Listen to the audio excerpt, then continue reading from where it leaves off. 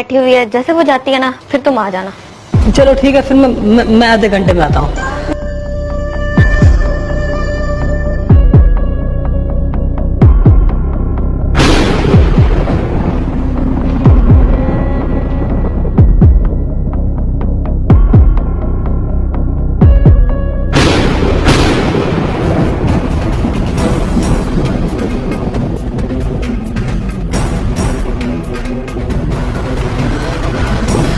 Lucky, ये क्या कर रहे हैं आप? कुछ नहीं रानी, अब कुछ भी नहीं छुपा रहा। वो क्या है हाथ में, मुझे दिखाओ। ये मोबाइल था। अरे ये मोबाइल यहाँ कैसे रह गया? क्यों, क्या हुआ?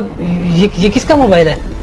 वो मेरी दोस्त है ना मुकद्दस, वो आई थी, शायद उसका यहाँ रह गया। 1 मिनट रुके, मैं उसको दे के आती हूँ।